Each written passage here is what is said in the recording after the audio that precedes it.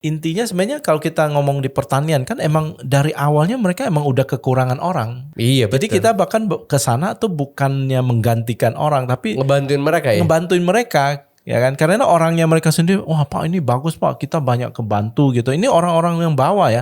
Ini sebenarnya dari sisi government udah pernah ngelirik Avirtek belum sih?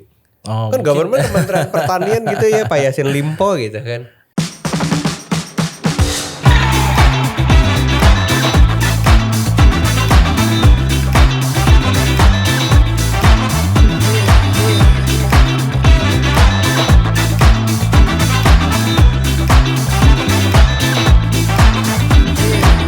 Halo guys, welcome back to my channel bareng gue Juli Ekspor. Dan hari ini gue kedatangan tamu, ya kok ya. Ini tamu beda dari tamu-tamu lainnya. Kalau podcast-podcast biasanya adalah teman-teman komunitas bisa ekspor yang berhasil closing.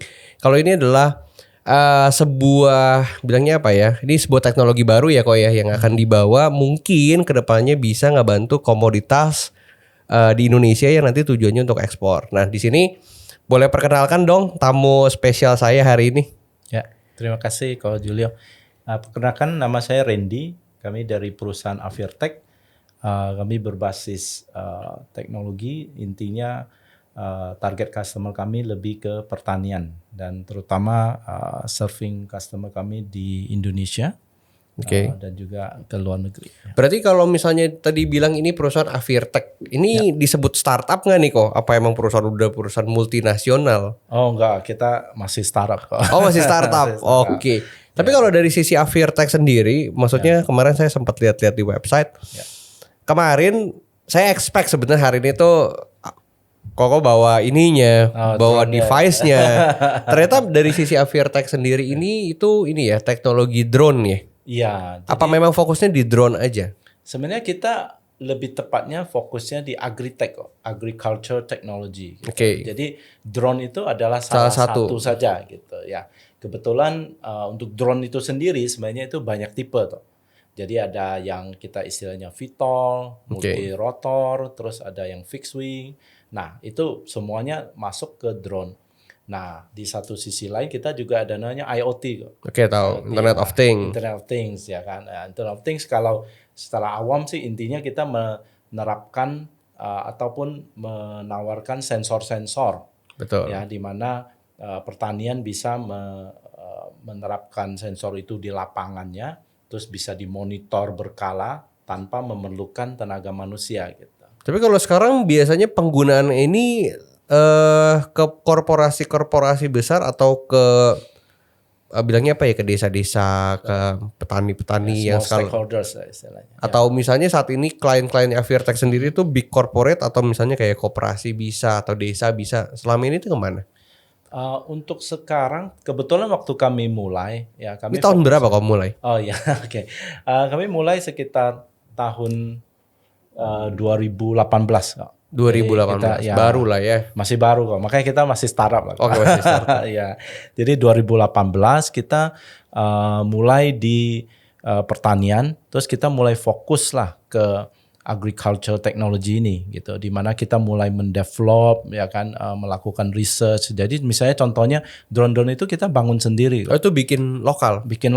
Kita ada workshop gitu di Pondok Gede ya. Jadi kan kita kantor pusat di Cideng ya. Terus kita ada workshop di Pondok Gede itu dekat Taman Mini sana. Untuk bikin device-nya ya. Untuk bikin drone-nya, untuk bikin IoT sensornya, device-nya gitu. Tapi untuk saat ini sendiri yang paling banyak penggunaan dari produk-produk Avirtek di dunia pertanian tuh rata-rata produk apa dan komoditas produknya apa? Ya, jadi kebetulan waktu awal kami emang targetnya di corporate besar ya kok. Karena kebetulan di Indonesia model kalau kita boleh memetakan ya, model dari bisnis di Indonesia itu 60% di corporate besar, 40% di pertanian kecil gitu ya.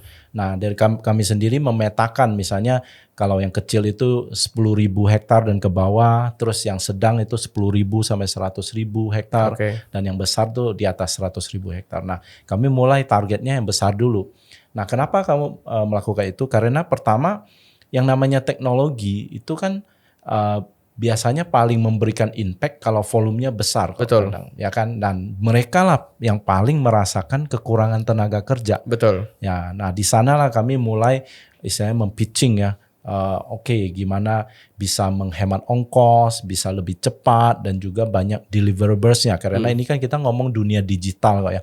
Apapun yang dilakukan itu semua ada trace-nya gitu. Istilah kita tuh traceability-nya gitu. Kalau sama orang mungkin kan nggak bisa di trace kan. Kalau Betul. misalnya mereka pakai orang ya menjadi tenaga kerja mereka. Tapi kalau sekarang mungkin targetnya kalau saya tebak mungkin ini ya perusahaan-perusahaan sawit gitu kali ya. Ya, betul. Kalau kita lihat di sawit itu, oke, misalnya kita petakan lagi kok ya. Itu di Indonesia 60 juta hektar apa istilahnya tanah pertanian agricultural land itu 26 jutanya itu Sawit. adalah sawit, ya kan, sekitar 8 Hampir sampai 50% ya. Iya betul. Jadi hampir 50% itu adalah sawit, di mana tentunya banyak korporasi besar juga, dan kebetulan ya harga sawit belakang ini emang lumayan bagus ya, kayak CPO tinggi harganya. Nah buat kita itu makin memberikan impact gitu, karena suatu Berasa ya teknologinya makin ya. berasa, karena kalau harganya naik, kalau dia bisa menaikkan misalnya 10-20% dari yang harga tersebut, impactnya lebih berasa. Betul, apalagi manpowernya nggak naik ya. Betul, manpowernya kan juga makin berkurang kok ya. Apalagi kita ngomong gig ekonomi sekarang ya, semua pada pindah ke yang lain yang lebih enak, ada aircon dan sebagainya ya. Tapi kalau misalnya dari Avirtex sendiri boleh nggak? Ini udah siapin laptop 3. Jadi kayak mau lihat dong untuk device-device yang dipakai atau misalnya presentasi yang bisa ditunjukin buat kita biar teman-teman nih yang di dunia agriculture, karena saat ini kita bicara soal ekspor, ini kan rata-rata komoditasnya ya manufaktur, pertanian, perkebunan, kan itu nih kok. Makanya apa yang kita bisa coba lihat dan siapa tahu bisa dikolaborasikan kan. Oke, sip. Boleh coba dong kok dikasih lihat presentasinya, penasaran juga. Ini presentasi sebenarnya kita bikin sendiri, apa istilahnya ini video snapshot istilahnya ya, beberapa implementasi dari rekan-rekan kami sendiri di lapangan gitu ya. Jadi kami kumpulkan terus kami bikin semacam kayak corporate profile. Ya kami banyak sekali sih sebenarnya video-video lain, tapi mungkin kami awali dulu dengan yang ini. Boleh. Ya. Oke. Saya langsung play ya Kak ya.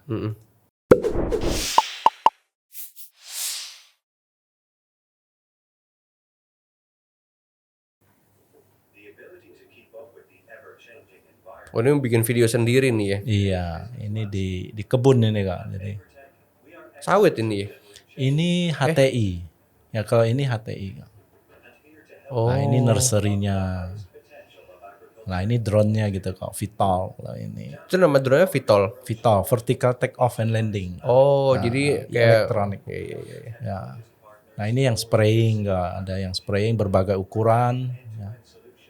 Nah ini yang ya. Oh berarti ini device-nya bikin sendiri semua ya? Ya banyak kan bikin sendiri kok kita. Ya. Nah ini ada yang untuk air, ntar kita ada untuk darat juga. Jadi kayak ada, jadi drone itu sebenarnya tidak hanya udara kok. Ini kan udara kok ya. Nah sebenarnya itu tadi ada yang air, ya namanya USV. Kalau yang di darat ntar ada kelihatan itu UGV. Oke. Nah, beda-beda. Tapi ini rata-rata penggunaan drone kayak gini. Ini untuk apa? Beda-beda fungsi ya? Beda fungsi kok. Use case-nya banyak sekali. Jadi kita tiap makanya itu kenapa kita ada advantage, karena kita kan manufacturer sendiri kok ya. Kita banyak customization baik dari segi tergantung hardware. kebutuhan ya. Betul. Ya kan, dari segi hardware maupun software itu kita bisa custom, sehingga ya yang namanya apa istilahnya keperluan di field ya itu cukup dinamis kok. Ya Karena kan? beda-beda kan. Beda-beda. Meskipun mungkin barangnya sama tapi lokasi beda kan, kebutuhan beda ya. Exactly. Jadi di kita juga sangat menonjolkan dari segi teknologi itu tidak hanya teknologinya tapi adaptability-nya gitu. Jadi kita bisa custom disesuaikan dengan kebutuhan di field itu. Tapi kalau misalnya yang paling saat ini ya maksudnya yang paling common diproduksi atau didistribusikan sama si Avirtex sendiri tuh yang mana nih? Beberapa ya. Kalau kita lihat yang paling laku lah di Indonesia ini kan paling laku kurang ya. lebih kan begitu-gitu aja tuh. Oke, kalau paling laku mungkin yang ini kok. Yang ini ya, itu namanya dot sprayer ya. Itu seperti tadi balik ke perkebunan kelapa sawit. Nah, kenapa ini sangat bagus gitu ya? Nah, ini kita kalau Google apa segala bisa lihat ini namanya world first gimbal spraying drone. Kita pertama di dunia yang berhasil menciptakan ini namanya spraying drone dengan gimbal. Gitu kayak. Nah, itu gimbalnya, alatnya semua kita produksi sendiri kok di Indonesia. Nah, ini sangat bagus karena terutama untuk kelapa sawit atau kelapa sawit muda, ya namanya TBM, tanaman belum menghasilkan, itu di mana sering terkena serangan kutu badak. Ya kan? Atau Oryctes bahasa Inggrisnya. Nah, di solusi ini tujuannya adalah dia akan terbang di satu pohon ke pohon lain, persis di tengahnya itu kok. Di mana itu ada namanya spear. Jadi ini kan crown-nya itu di tengahnya ada spear. Jadi drone kita itu kalau kau lihat dia ada semacam tambahan extension hose hose extension ini. Nah, dia akan masuk ke dalam. Dia nggak masuk tapi disemprot persis di itunya. Di atasnya. Di atasnya. Nah, itu juga ada videonya. Mungkin saya play juga ya sekalian ya. Boleh. Mumpung lagi di itu ya.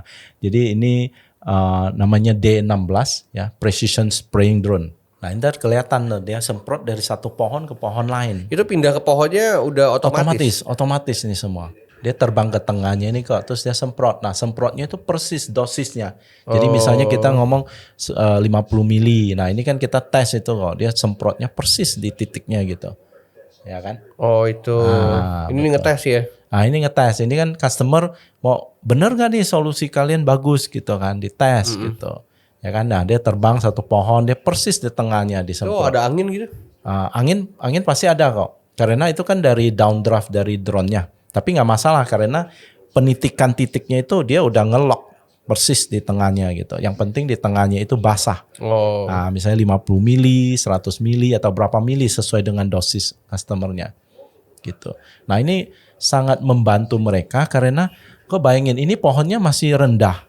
Ya kan masih gampang dijangkau. Bayangin kalau kita udah agak tinggi ya, udah umur 2 atau 3 tahun ke atas, itu mau melihat ke tengahnya atau membidik persis ke tengahnya itu sangat susah. Gitu. Tapi untuk dari sisi drone-nya sendiri ini tahan berapa lama? Sedangkan pohon di sawit kan banyak banget tuh. Betul. Nah, itu kita biasa hitungannya per flight kok, per penerbangan atau sortie ya, itu berapa pohon yang bisa dijangkau. Nah, kalau di sini yang ini berapa yang dot sprayer ini? Nah, ini tergantung dosisnya kok. Kurang lebih ya, kita ada beberapa model kayak ini ada D16, ada yang baru D15. Kalau yang D16 ini kan yang versi pertamanya kayak versi pertama itu kita bisa hit sekitar 100 pohon per penerbangan. Oh, ya, terus ntar dia otomatis balik lagi gitu ya? Otomatis, semua terbangnya otomatis kok. Kita nggak ada kayak maksudnya. Jadi istilahnya kita pilotnya itu cuma in case misalnya ada angin kencang atau apa sehingga dia perlu mengambil alih. Tapi kalau enggak, drone-nya itu terbang sendiri titik ke satu titik lain. Tapi pengen nanya kok itu bisa terbang sendiri itu gimana? Apa udah mapping pohonnya? Enggak, karena kita juga ada bikin flight control systemnya kok. Jadi semua penerbangan rutenya itu dia berdasarkan GPS kan. Nah, di sini ada sistem namanya RTK kok. RTK itu adalah mengontrol drone-nya untuk masuk ke posisi yang diperlukan. Nah, diperlukan kayak ini koordinat ya. Betul, koordinatnya itu sampai akurasi sentimeter kok. Jadi misalnya ini satu ini kan misalnya anggap satu ini 5 cm, dia bisa terbang persis ke titik ini dan semprot. Tapi kalau misalnya nggak ada sinyal gitu nggak masalah ya? Oh, GPS pasti ada kan. GPS signal pasti ada.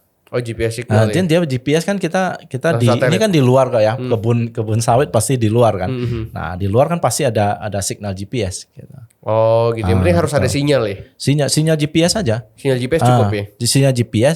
Sinyal GPS itu dia ada satu namanya RTK itu. RTK itu ada base station kok. Jadi sebenarnya selain drone ini ya ada satu alat lagi kayak di tripod gitu. Nah, itu yang dia akan mengkoreksi drone-nya. Oh, biar nggak meleset ya. Jadi sebenarnya drone-nya itu ada 2 GPS kok. Ada 2 GPS sebenarnya. Satu yang dia sendiri, satu lagi yang dikoreksi oleh base station itu. Oh, paham. Sehingga dia bisa akurasinya sangat akurat. Tapi berarti rata-rata ini penggunaan untuk dari produksi Aviartech baru di sawit? Apa udah ada di tempat lain? Nah, seperti tadi kita sebenarnya banyak mulai bahkan bukan di sawit kok, tapi di HTI.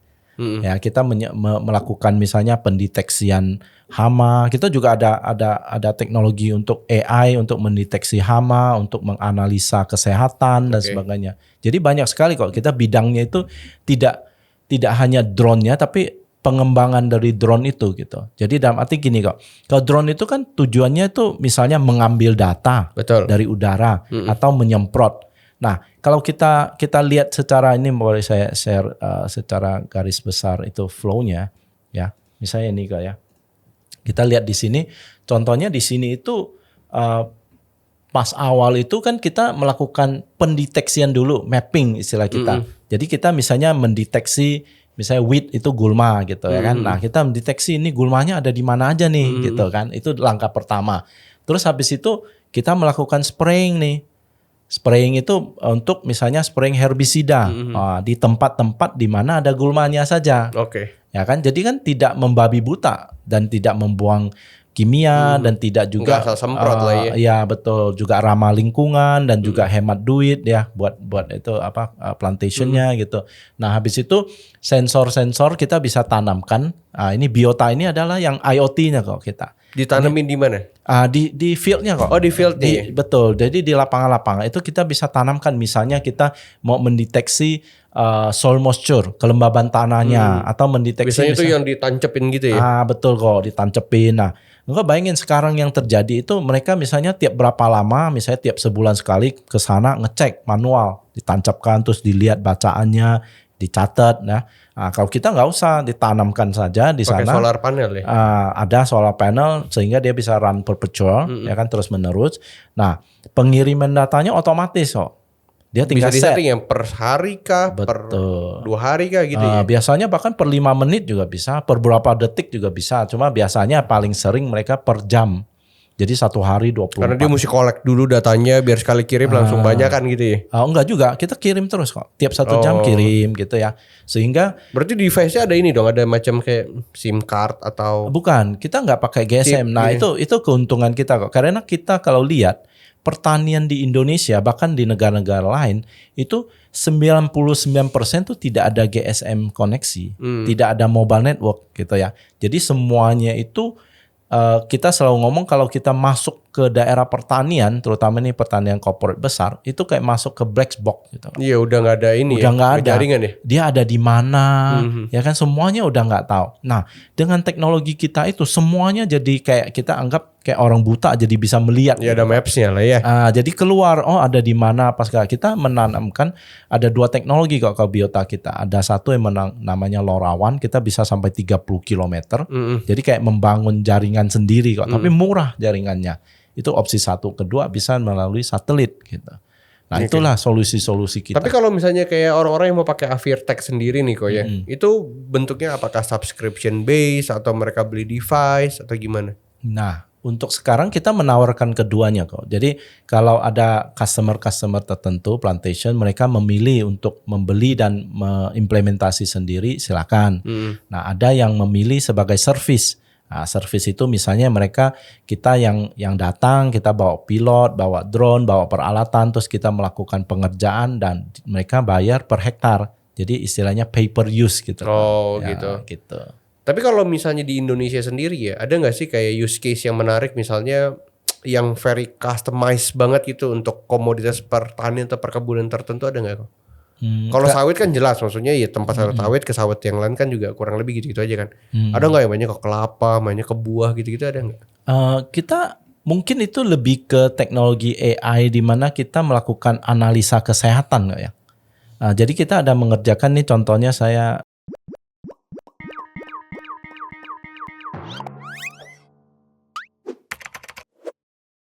kalau ini kan mungkin drone-drone yang tadi jelasin kayak D16, D15 ini kan lebih ke hama, pestisida gitu kan. Iya. Untuk spray. Tapi kalau misalnya kayak contoh misalnya buah nih kok ya. Iya. Buah sendiri kan sebenarnya saat ini kalau kita lihat nih orang-orang yang main di komoditas buah, itu kan metiknya cuma berdasarkan lihat warna. Terus kayak wah ini udah waktunya nih menurut si petani aja kan. Iya. Nah sekarang bisa nggak kayak misalnya AI Avirtex yang pernah dikerjain untuk bikin kayak wah ini buahnya udah siap panen dan lain-lain, itu ada nggak? Ada, tapi kebetulan itu masih berhubungan dengan kelapa sawit sih kok ya. Oke. Itu jadi kita ada teknologi di mana misalnya kita melihat nih sawitnya ini sudah cukup matang nggak, kandungan istilahnya minyaknya apakah sudah mencukupi. Ya kan. Nah ada beberapa fungsi. Satu tentunya melihat yang sudah bisa dipanen. Itu kalau misalnya ada sih bisa pakai tuh, banyak tuh saya punya di betul. produk-produk lain kan. Kita masih uji coba itu kok, tapi terus terang itu potensinya sangat besar karena makin istilahnya kan panen waktu yang tepat itu berarti kan bisa mendapatkan hasil yang maksimal. Betul. Ya kan. Nah, dari sana juga mereka bisa memprediksi, misalnya dari yang dilihat itu ada yang misalnya bulan depan, ada yang 2 bulan lagi, ada yang 3 bulan lagi, sehingga bisa disensus dan bisa dipetakan kapan yang ini masuk ke hitungan. Jadi tonnage-nya itu masuk Betul. bulan Nah, karena ini, saya punya bulan depan. kebutuhan kayak gini ya, Koy. Maksudnya kita biar sambil diskusi aja ya teman-teman dengar. Kalau saya misalnya ekspor pisang, Ya. saya kan nggak bisa panen pisangnya pas lagi matang. Hmm. Karena kalau dikirim ke negara tujuan, Ya, pisangnya jadi busuk. ya, Kan harus pasca panen. betul. Harus panen dulu misalnya 1 minggu sebelum atau 1,5 minggu sebelum. Ya, Biar nanti kalau dikirim matang di jalan, Betul. nyampe sana mereka bisa langsung distribusi kan. betul. Nah kalau dari sini sendiri ada nggak sih kayak teknologi yang ngebantu itu supaya tahu nih dari yang pertama kali kan jelas pertama mapping data harus tahu nih dari mereka nanem itu hari berapa di data sampai akhirnya nanti kita bisa hitung kan. Betul. Nah kayak gitu ada nggak sih? Kita mungkin kalau kita ngomong pisang ya spesifik ya. Pisang itu yang pernah kita kerjain tentunya kalau untuk mendeteksi istilahnya tingkat kematangan atau apa itu bisa. Itu bisa karena kita ada sensor tertentu namanya multispectral sensor dipadankan dengan istilahnya AI model itu kita bisa melakukan deteksi itu. Tapi itu boleh dibilang nggak terlalu penting buat plantation karena mereka tahu kapan mereka tanam dan mereka bisa memprediksi kapan gitu. Mereka bisa prediksi sendiri ya. Tuh. Tapi yang lebih penting buat mereka kalau kita pengalaman di pisang itu mendeteksi fungi ataupun jamur tertentu kok. Contohnya fusarium ya. Fusarium di pisang itu sangat berbahaya karena sekali kena itu untuk sekarang belum ada obatnya kok. Jadi artinya kalau ada area tertentu dari plantation pisang itu terkena fusarium itu mesti cepat-cepat diisolasi ataupun dipunahkan gitu sehingga tidak menjangkit menyebar ke yang lain gitu. Nah itu dari kita ada teknologi yang bisa melakukan pendeteksian dini. Ini alatnya. Nah, betul alatnya kayak Ini gitu nih. ya betul. Ini namanya multispectral sensor ya. Tapi tentunya alat ini cuma salah satu bagiannya aja. Karena yang penting adalah AI untuk memproses data itu. Loh. Jadi dia bisa mengkoleksi data. Nah, alat ini bisa mengkoleksi spektrum signal yang mata manusia tidak bisa lihat. Jadi misalnya contohnya kita melihat pisang nih ya. Kalau manusia kan melihat cuma RGB kayak red, green, blue. Betul. Ya kan? Itu aja rentang dari mata manusia. Nah, ada tertentu ataupun istilahnya hama tertentu yang misalnya dia menyerang tapi tidak menyebabkan perubahan warna ataupun bentuk dari tanaman tersebut. Jadi misalnya dia serang di tengahnya atau di mana yang Kelihatan belum tuh kalau pakai spektrum ini. Kalau pakai spektrum ini kita ada mengambil signal namanya red edge signal ataupun near infrared. Ya kan di mana manusia tidak bisa melihat. Nah, data-data ini dipadankan dengan AI itu kita bisa melakukan pendeteksian dini. Oke. Kira-kira mana udah kena nih gitu kan. Tapi dan kita bisa mengakuisisinya sangat cepat. Jadi contohnya kok kita drone sekali terbang bisa 500 hektar, 1000 hektar. Itu drone yang kecil, yang besar bisa beberapa ribu hektar sekali terbang. Jadi satu hari kita bisa beribu-ribu hektar. Sementara kalau manusia mau melakukan survei ya satu hari paling bisa 5 hektar, 10 hektar. Ya kan tidak memungkinkan gitu untuk mereka bisa menjelajah dan sangat luas gitu. Kalau ini bentuk ini apa nih? Yang gambar-gambar ini map. Kalau yang gambar ini contoh saya kalau ini sebenarnya daerah kelapa. Ini semua pohon kelapa. Oh, ini pohon kelapa. Ini kebetulan di Maluku Utara di namanya Pulau Taliabu ya. Di sana tuh ada banyak pohon kelapa. Ini pohon kelapa publik ya. Iya. Nah, jadi di sana rakyat ya, kelapa rakyat ya. Betul. Jadi tujuan kita itu di sana adalah untuk melihat daerah mana yang pohon kelapanya sehat dan bagus dan habis itu kira-kira produksinya bisa berapa. Jadi dari hasil proses ini kita mendapatkan beberapa hal. Satu adalah lokasi dari pohon-pohon tersebut. Ya kan ada yang mana ngumpul di mana itu contoh satu. Yang kedua adalah tingkat kesehatannya. Ya kan sehingga kita bisa mengestimasi tonnage-nya kok. Oke. Nah, kenapa kita bisa mengestimasi? Karena kita juga mendapatkan tingginya sehingga bisa dilakukan istilahnya estimasi umurnya. Gitu. Jadi kita mendapatkan umur, tingkat kesehatan dan terakhir tingkat perkiraan tingkat produksi. Oke. Nah, betul. Jadi banyak sekali hal yang kita bisa Kalau yang lakukan. kayak gini-gini kayak merah, kuning, hijau ini apa nih artinya? Nah, itu adalah hasil dari kamera tersebut kok. Jadi kita bisa petakan untuk melihat. Jadi kalau di sini itu yang titik-titik merah Buahnya. itu adalah titik yang sehat. Oh. Nah, kalau yang bukan merah itu titik-titik pohon yang lebih kurang sehat. Nah, tentunya ini kita bisa petakan sendiri. Dalam arti dia kan rentang yang namanya tingkat kesehatan kan bukan 0 sama 1 aja kok ya kan di antara 0 sampai 1 gitu ya. Nah, kita bisa customer bisa set misalnya 0 sampai 33 itu dianggap tidak sehat. Oke. 33 sampai 66 itu dianggap sedang. Parameternya apa kalau misalnya pakai alat ini? Yang sehat dan tidak sehat nih? Nah, kalau di secara teknis itu namanya reflectance index. Reflectance index itu adalah pantulan dari spektrum-spektrum tersebut. Nah, dari sana AI yang proses itu akan memproses namanya spectral signature. Jadi kayak tanda tangan spektrum gitu. Nah, itulah yang dipakai untuk pengolahan ataupun modeling dari AI kita gitu.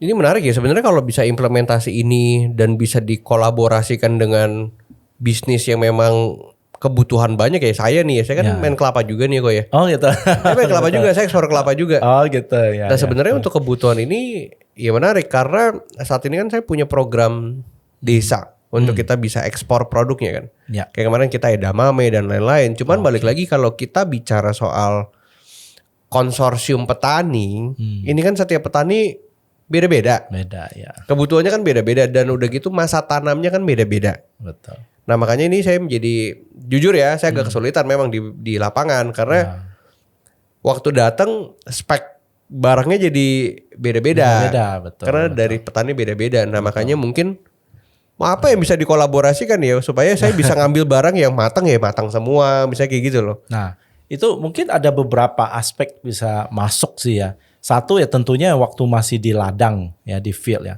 Satu lagi yang kalau misalnya sudah kepanen gitu ya. Sudah kepanen kita ada juga teknologi memakai namanya spektrometer ataupun teknologi memakai RGB ya, RGB kamera di mana bisa melakukan pendeteksian misalnya dari tingkat kematangan, dari tingkat bagus atau enggaknya. Contoh ya kok ya. Tapi itu pas lagi di field, apa pas udah barangnya masuk? Kalau yang di field itu kita memanfaatkan drone, banyakan. Ya, tapi kalau yang sudah dipanen itu kan udah istilahnya udah bawa ke pabrik ya, ya kan. Misalnya kita kan beli dari petani. Nah, ini saya kasih contoh ya, kita beli dari petani, misalnya mereka kalau di kelapa sawit ya mereka beli kan dalam bentuk tandan ya, Betul. Ya kan tandan buah segarnya itu. Nah, tandan buah segar itu kan kualitasnya variatif sekali. Betul. Ada bahkan yang sampai rusak, ada yang mangkal. Itu kan kalau pakai QC kan capek tuh. Capek. Karena QC-nya aduh jelek bagusnya jadi ketutup karena betul dan satu banyak adat kan banyak. numpuk gitu. Nah, itu kita bisa ada itu teknologi di mana kita misalnya masukin ke conveyor belt terus dia lewat terus dia mendeteksi. Nah, dari sana itu adalah AI yang bisa kayak macam melakukan X-ray ya. Ya, bukan X-ray sih kok, tapi Iya dikasih conveyor dia masuk ke alatnya gitu ya. Betul, masuk alat. Nah, inti dari AI itu adalah menggantikan manusia. Ya kan selama ini kan dia ada namanya yang grader istilahnya, manusia grader itu boleh dibilang yang bayaran paling tinggi di kelapa sawit ya itu grader ini Kak. Karena mereka punya pengalaman untuk melihat oh ini kualitasnya seberapa, ada ngeratingnya gitu, gradingnya.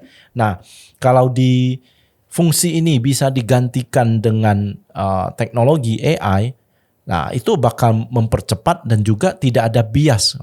Oke. Ya. Rata ya jadinya ya. Sama rata. Jadi ini rusak ya rusak, nggak bisa saya kasih dikit terus jadi nggak rusak gitu. Iya. Apalagi sebenarnya kalau dengan kayak gini kan dari pusat juga bisa ngecek kan.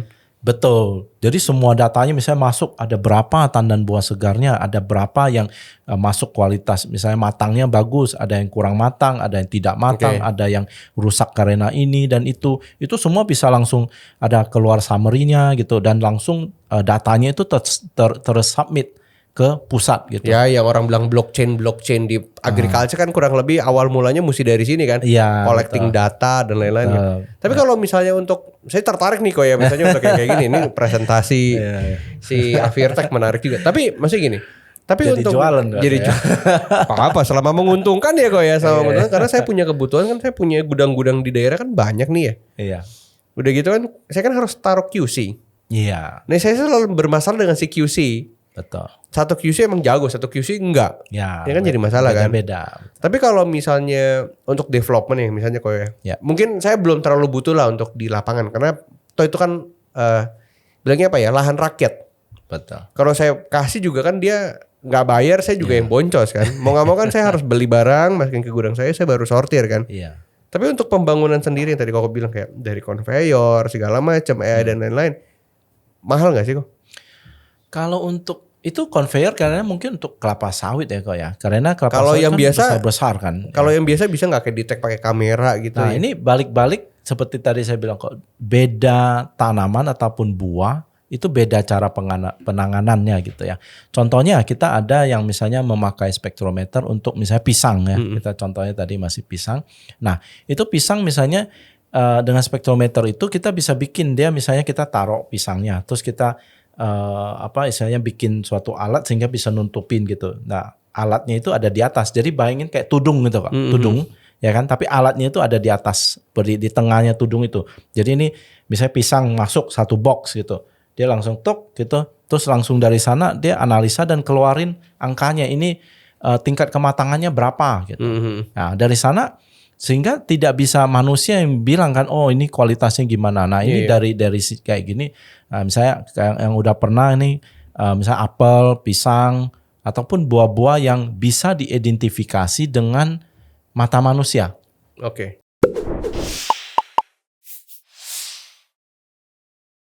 Tapi kalau dari Avirtex sendiri oke lah. Misalnya kita ngomong pisang yang pernah dikerjain itu mahal nggak sih kok? Enggak, kalau pisang gitu sih enggak mahal kok. Nggak mahal ya? Enggak mahal. Kayak spektrometer ini paling ya berapa juta gitu. Oh, Itu, enggak, ini beli atau beli? Jadi ada dua bagian ya kok ya. Satu kan alatnya itu, satu lagi sebenarnya Kalau alat ya mesti beli kali ya. AI-nya. Jadi biasanya prosesnya itu pertama mesti ada R&D-nya dulu kok. Kita ada R&D proses di mana kan misalnya beda pisang ataupun beda-beda Ya beda jenis buah. pisang pun beda ini mungkin bisa beda, itu kita nggak tahu. Makanya ada proses samplingnya. Oke. Sehingga untuk training AI-nya itu butuh waktu. Jadi di sampling, di training, makin banyak samplingnya itu dan trainingnya itu ya makin pintar itunya si mesinnya gitu.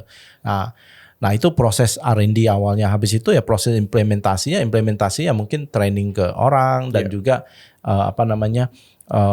alat-alatnya itu sendiri, pembeliannya kayak gitu. Jadi costnya kurang lebih kayak gitu. Tapi berarti kalau misalnya ya, aku nih sebagai calon klien barunya si Avirtex nih. Terus udah gitu, aku bilang nih ada use case nih, komoditas misalnya mangga, belum pernah dikerjain sama Avirtex kan? Ya. Kan tadi mesti di R&D, di sampling, diajarin dulu nih AI-nya dan lain-lain. Ya.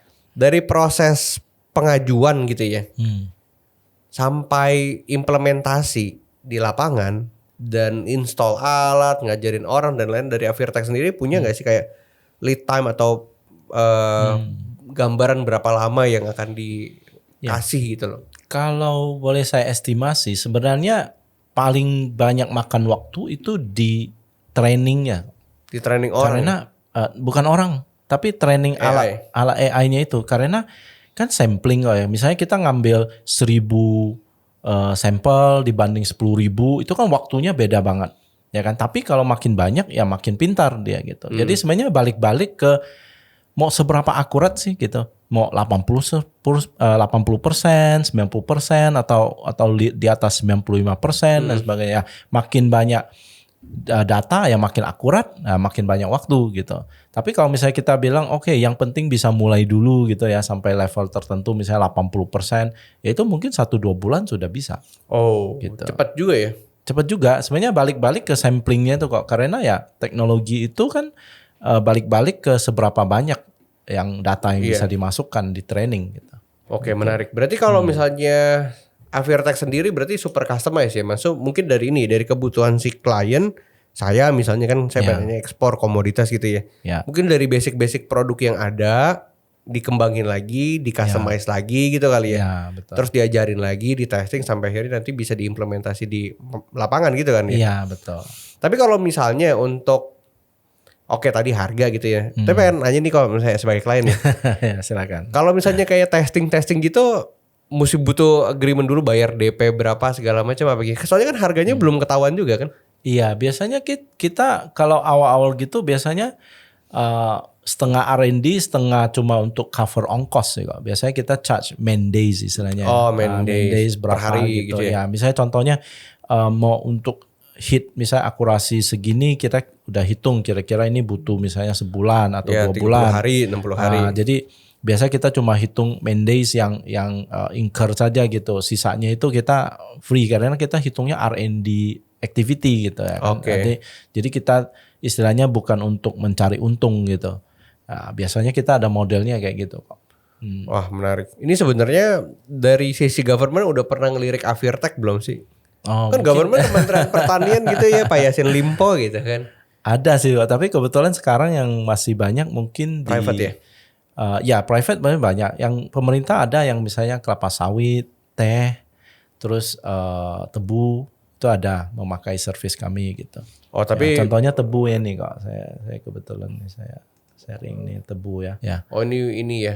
Jadi ini di mana kita bisa melakukan deteksi. Nah ini kok yang saya sharing Tadi tadi ini itu. ya, spektrum ini ya. Ini namanya hama penggerek ya. Kalau nama kerennya stem borer ya, stem borer. Jadi dia tuh kerjanya ini misalnya tebu. Dia tuh waktu tebu masih kecil ataupun dia waktu serang dia bakal membor di bawah, terus masuk ke dalam, terus dia makan di tengahnya gitu. Jadi nggak kelihatan. Kayak gini nih ya. Nah betul kan dia hidupnya di tengah doang. Kalau dari kasat mata manusia tuh nggak kelihatan. Cara satu-satunya kelihatan kita mesti liatin ke bawah, lihat ada lubang nggak.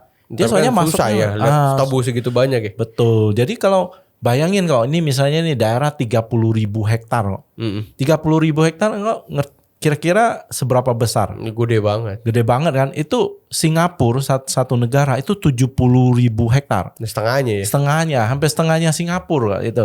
Jadi untuk bisa mendeteksi itu kan benar-benar kayak mencari jarum Itu bukan jerami. di haystack gitu, di jerami gitu kan.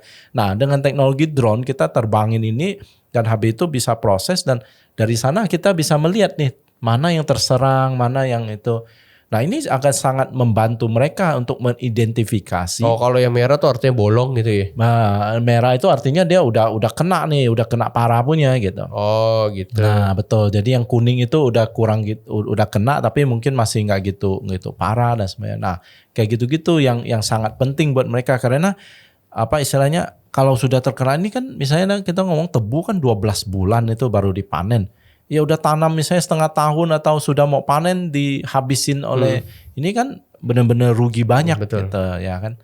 Nah gitu-gitu sih sebenarnya yang sangat penting gitu untuk membantu mereka gitu. Wah, ini menarik ya. Mungkin dengan lewat podcast ini kali ya orang-orang jadi melek kali ya. Kalau sekarang tuh udah ada teknologi, maksudnya kita tahu saat ini kan teknologi udah berkembang begitu banget ya kok ya. Maksudnya udah modifikasinya udah banyak banget. Nah, mungkin dengan presentasi Avirtek dan podcast ini ngebuka orang-orang bahwa sebenarnya artinya gini sih, bukan artinya dengan kejadian ini orang-orang tergantikan, bukan ya. Tapi orang-orang itu kan bisa dipindahkan untuk mengerjakan tugas yang lain. Di upgrade kok kita Di istilahnya. upgrade. Karena kalau enggak selamanya ya orang kerjanya masa ya jadi petani terus ya, meskipun jadi petani kan jadi petani yang pintar gitu loh ya, maksudnya nggak harus turun petani ke lapangan. digital.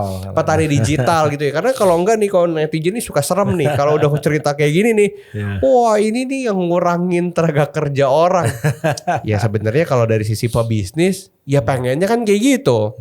Ya kan kalau misalnya mereka yang ngomong jadi pebisnis juga mereka kan melakukan hal yang sama. Betul. Cuman memang sebenarnya sama. Sebenarnya sama. Makanya sekarang mungkin lewat podcast ini bisa bilangnya apa ya, ngebuka gambaran orang-orang bahwa orang-orang itu punya tugas yang lebih penting dari cuma sekedar ngecekin tebu di bawahnya ada bolong atau enggak gitu kali ya kok ya. Ya, betul. Ya, jadi intinya sebenarnya kalau kita ngomong di pertanian kan emang dari awalnya mereka emang udah kekurangan orang. Gitu. Iya, betul. Jadi kita bahkan ke sana tuh bukannya menggantikan orang tapi ngebantuin mereka ya. Ngebantuin mereka. Ya kan, karena orangnya mereka sendiri, wah Pak ini bagus Pak, kita banyak kebantu gitu. Ini orang-orang yang bawa ya. Jadi mereka capek karena mereka suruh ngecek 30.000 hektar gue budak capek ya keliling. Ya kan? Ya kecuali yang nggak benar-benar kerjain gitu. Iya. Kalau saya udah ngecek 30 hektar, kalau kata PIC-nya bohong nih orang ini masih nggak kerja deh. Iya. Nah itulah kita plus ada yang IoT tadi, kita bisa nge-track dia orang-orangnya ada jalan di mana saja. Oh iya. Ya kan.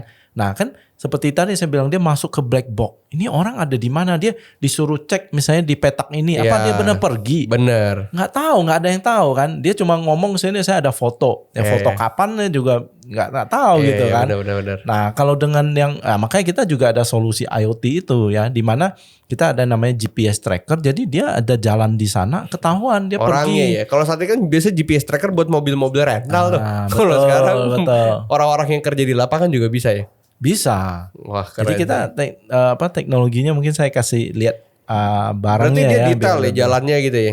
Betul, bisa kelihatan gitu. Jadi misalnya contoh saya kasih lihat alatnya kayak. Tapi GPS tracker mungkin udah bukan teknologi baru ya sebenarnya ya.